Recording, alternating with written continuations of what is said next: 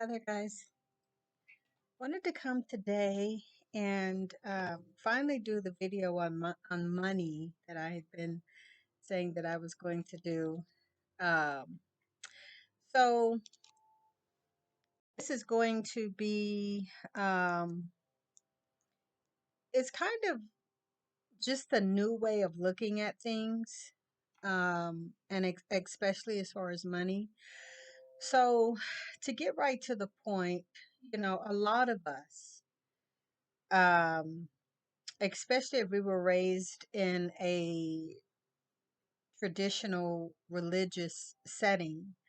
Um, Many of us had our teachings, our beliefs, and so forth on money. And a lot of it I'm going to speak from my own experience, was kind of negative. I mean, first of all, um, I didn't see wealth growing up. So it wasn't familiar to me. I wasn't comfortable with it, I guess I'll say, because I didn't live in it. I grew up, I've already told you guys, grew up, I won't say in the projects. These were really just some apartments. Like they weren't projects, you know what I'm saying? Um, but just a very modest type lifestyle. My mom, literally, and especially in those days, she was a maid, like many other women, black women were back in the 70s and so forth. Um, and I'm gonna say 60s also, because that was her time, 60s, 70s, whatever. And so, um, we were modest, and then there were four of us, and so we didn't grow up in a lap of luxury. A lot of things we did not have growing up. But either way, it's not really about me. Um, but I remember in church hearing about the love of money being the root of all evil. So that's bad and negative. There's another scripture talking about how it's easier for a camel to go through the eye of a needle than for a rich man to get into heaven. Rich people don't go to heaven. Uh, and literally being rich and having a whole lot was being vain. It was ego. It was, almost vulgar in a lot of ways, because you have all this and other people don't. There's a lot of guilt factor with it too, even though a lot of times the preacher was driving big fancy cars, and their wives were, and their families were driving big fancy nice cars and living in nice homes, but the congregation, you know a lot of times were poor, and they just told you, oh well, you need more faith, that type thing. Y'all know what I'm talking about.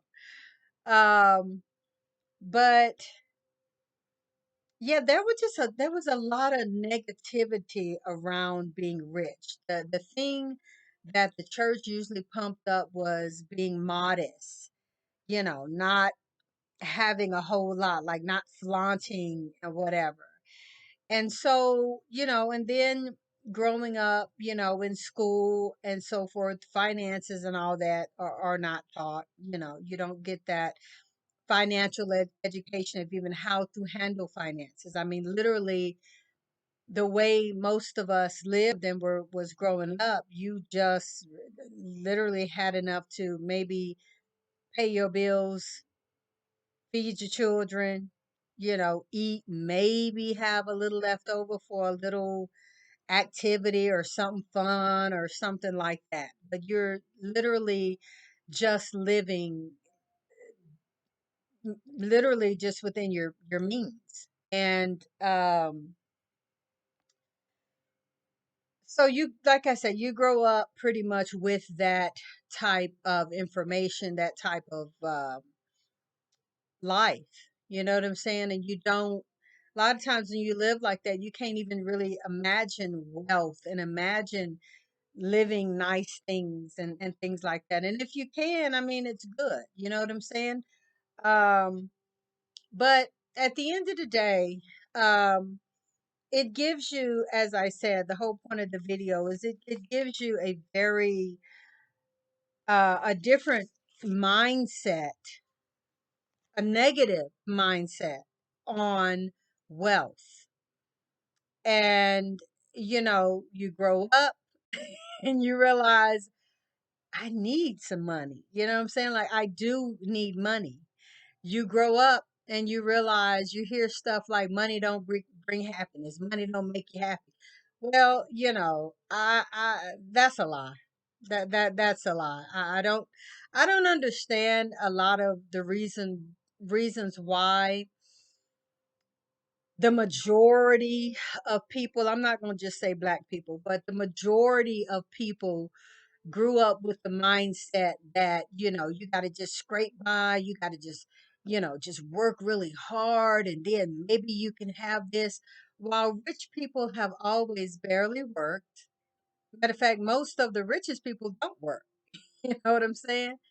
And so they have all these things and all these luxuries and they're not ashamed of it. They're not, they're not saying that they're not happy. I mean, they are very happy, with their parties and their fine wine and the best food and traveling and all that. So I don't know why we were given that type of mindset, why that was given to the masses, except for just a means of control.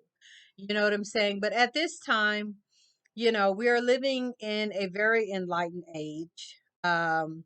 Many things have changed, many things are changing. We are at a time where uh, we can go to newer and higher levels of understanding, of love, of knowing things. I mean, like we can go as far as we need to go.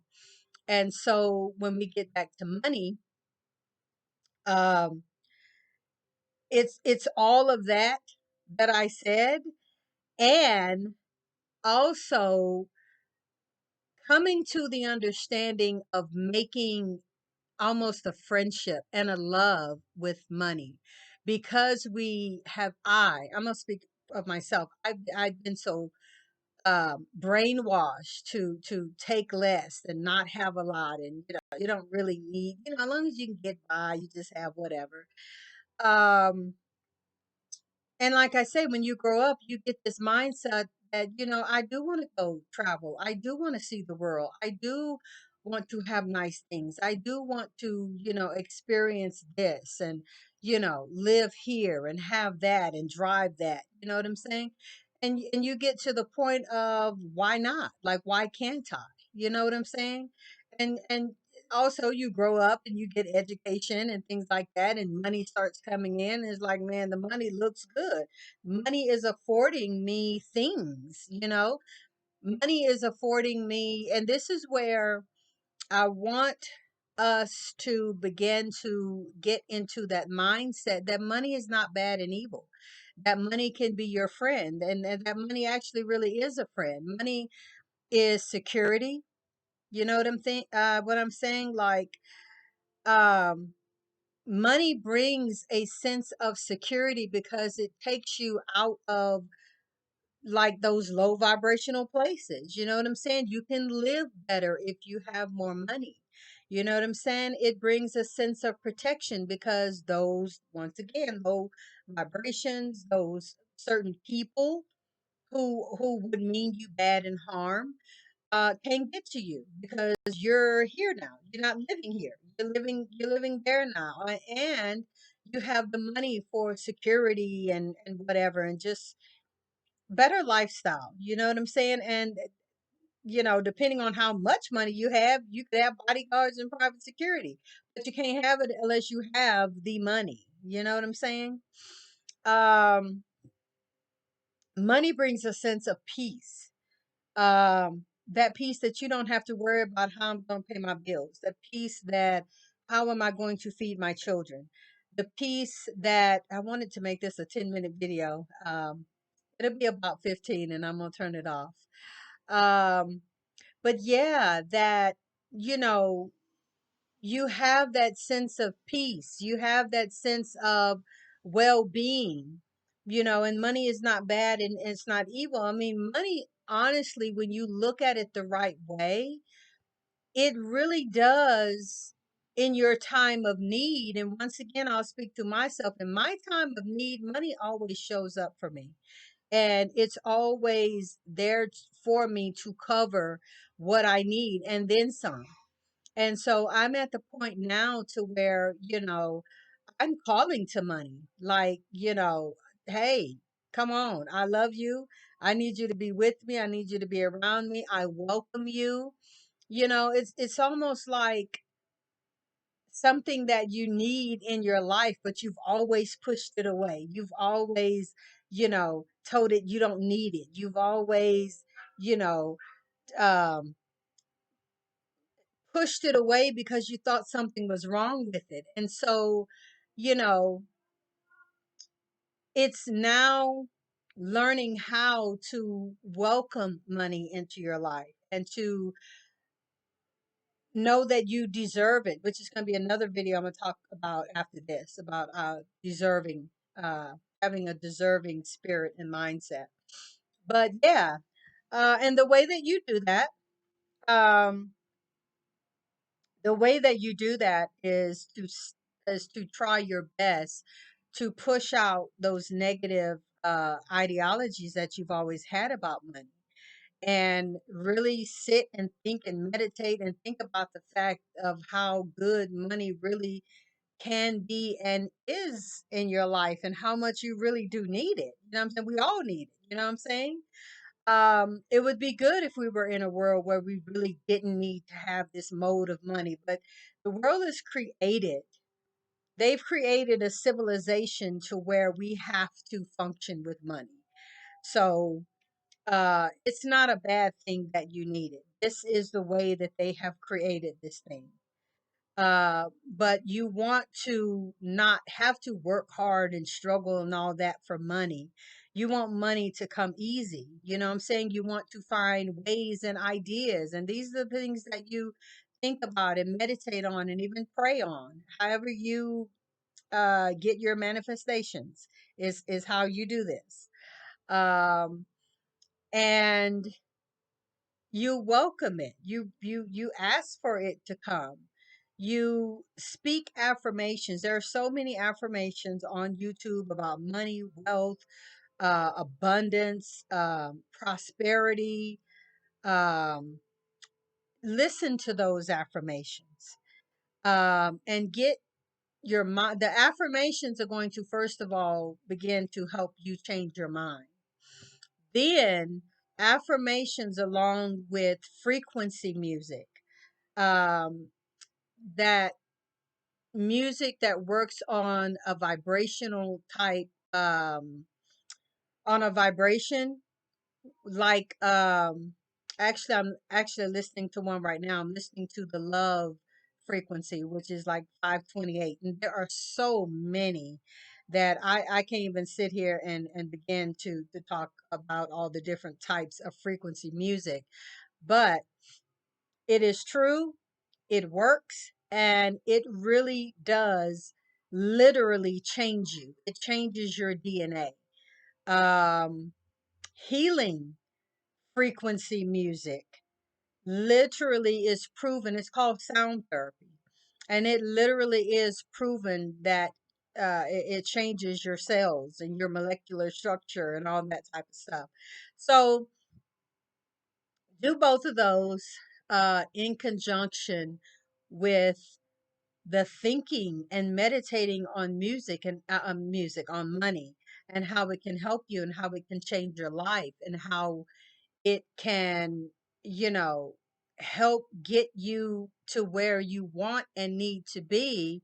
And the fact that you also, I'm sure, would want to help other people. We can't really help other people unless you have the money also. So I hope that helps you. I'm going to come back with another video. Please leave me a comment, and hit the like button. Please hit the subscribe button. Thank you so much for listening and watching. Until the next video, I'll see you next time.